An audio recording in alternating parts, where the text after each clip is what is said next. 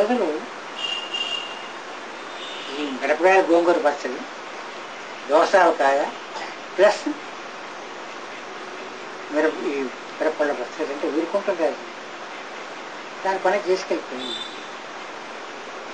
Dysentery అని ఇప్పుడే కడుపు నొప్పి ఇంకా పిల్లలు భయపడతారంటే ఎంత విపరీతమైన బాధ అంటే లుగ చుట్టూ పోతున్నాను. నాకు ఒక పొగరమోత్తనం అప్పటికి ఇంతవరకు చెప్తేనే ఆ పొగరు వెగరైంది. పొగరు వగరనుకున్నాను, వగరం వెగరైంది, షుగర్ అయింది చివరికి. అంటే చింత పురుగు నచ్చినట్టు విపరీతాన్ని నొప్పి. బయటకు అరిస్తే భయపడతారు అందరూ. నోట్లో గుట్ట కుక్కొని ఏడుస్తున్నాను మాట. బయట వరండాలో దొల్లిపోతున్నాను. సరిగ్గా రాత్రి 12 గంటలు అయిపోయింది.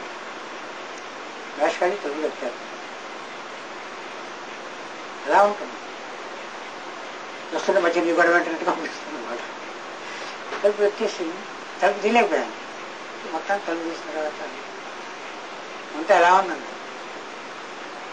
తమను కూడా ఆయన చెప్పాడు, వంటకేం చేస్తున్నాను చిన్నవేంటి ఆర్డెక్స్ సెంటర్ పదార్థములు. సరే ఈ మందు వేసుకోమన్నారు. మందు వేసుకున్న తర్వాత మళ్ళీ మర్చినాడు చూసాను. అప్పుడు కొంచెం తగ్గింది. సిమ్టమ్స్ అడిగాను, ఎలా ఉన్నాయా అన్నారు. ముందు ఒక సంగతి చెప్పండి సార్. నా కాక మీకు ఎలా అనిపించిందని అలా ప్రశ్న ఇదే ఉంటాయి. అంతకంటే మంచి ప్రశ్న వేయలేం కదా. ఇక్కడ నేను విరుస్తాను మీకు ఎలా అనిపించింది అంటే, వినిపిస్తున్నా మరి అన్నారు. ఎలా అనిపించిందంటే మాస్టర్ గారు ఇండివిజువల్ సమాధానం చెప్పరు. ఇటువంటి వాటికి ఉపన్యాసం చెప్తారు. తెల్లవారుజాము లేచిన తర్వాత నేను కూర్చొని సరే పర్యవేక్షణ చేసుకుంటాను. నాకు నమస్కారం వీళ్ళందరూ ఎవరు పుత్రులు. వీళ్ళందరూ క్షేమంగా ఉన్నారా లేదా తెలుసుకుంటుంది.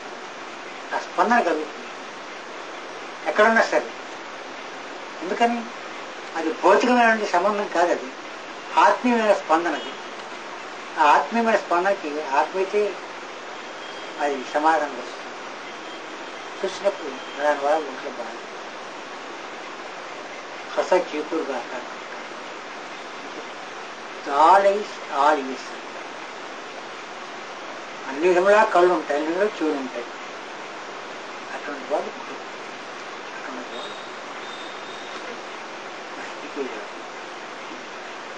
ఆయన ఉన్నప్పుడు చాలా విషయాలు తెలుసుకున్నాం లేదా ఎవరు తెలుసుకున్నాం అనుకున్నాము. ఈలోపు తెలుసుకుంటూ ఉండండి అన్నారు. కుంటూ ఉన్నాం ఎవరు వెళ్ళిపోయారు. చాలా ఆశ్చర్యకరమైన విషయం ఎదుర్కొంటున్నాను.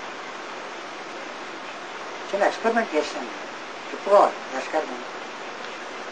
ఇసాట్రిక్ హీలింగ్ అని ఒక బుక్ ఒకటి ఉంది, జాకుల్ గారు రాశారు. అది చదివిన మొట్టమొదటి చాప్టర్ చూస్తుంటే డెత్తో మొదలు పెడతారు.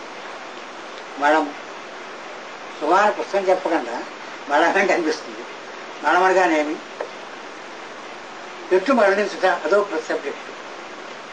మనకుందు ప్రిపరేషన్ ఫర్ డెత్ ఇంకో చాప్టర్, ఏ విధంగా చావాలి, ఆర్ట్ ఆఫ్ డైయింగ్.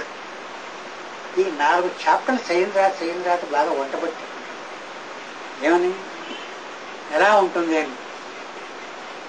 మంచి కోరికలు కోరుకోవాలి కదా. ఈ పుస్తకం అంత ప్రగాఢ ముద్ర వేసిందంటే మరణం ఎలా ఉంటుంది,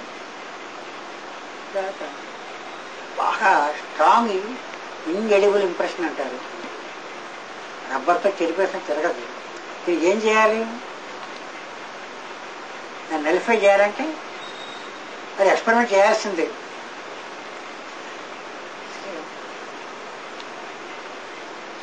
అప్పుడప్పుడు అనిపిస్తుంది చచ్చిపోతే ఎంతమంది వస్తారు, ఎంతమంది లెక్క పెట్టుకుంటారు. మనం ముందర ఇంటిమేషన్ ఇస్తావా, చచ్చిపోతున్నారో అన్నారు. రాకపోతే మనం ఏం చేస్తాం చెప్పండి. వాళ్ళు ఇష్టాలు సరే కోరికలు ఉంటాయి. ఈ సైంద్రాలు మరీ అనిపించింది. ఆర్ట్ ఆఫ్ డైయింగ్ కదా ఎలా ఉంటుందని. మంచి కోరికలు కోరుకోవాలి గురువుని. ఇది కొంచెం కఠోపనిషత్తు అవుతుంది, లైఫ్ ఆఫ్ ది డెత్ అని. అందులో ది ఆర్ట్ ఆఫ్ డైయింగ్ చెప్పాడు ఆయన, ఆఫ్ డెత్ గురించి చెప్పాడు. సరే ఆనాడు దాదాపు 2 గంటలైంది రాత్రి. ఇప్పుడైతే బాధ మొదలుపెట్టింది. ఎవరికి? వేలంటి వారు. దిగశ్వాస ఎవరికి? ఎందుకు కోరుకున్నాం. అక్కడి నుంచి ఒళ్ళు తలబడింది, తెలిసిపోతున్నది. హాయ్ జాయ్ అన్నట్టుగా బయటకు వచ్చేసింది. శరీరం అక్కడ ఉంది. ఇటువంటి పరిస్థితి ఎంతమంది వస్తున్నారు చూడటానికి? లేదు, వస్తారు పోతున్నారు, కొంత చచ్చిపోయాడా కావాలని చేస్తాను అందరు, అంతే కదా. మరి చచ్చిపోయాడంటే అర్థం ఏంటి? చాలా ధర్మం అంతా అయిపోయింది తర్వాత ఈ గ్యాప్లో వచ్చింది అనమాట. ఈ బ్రీత్లెస్.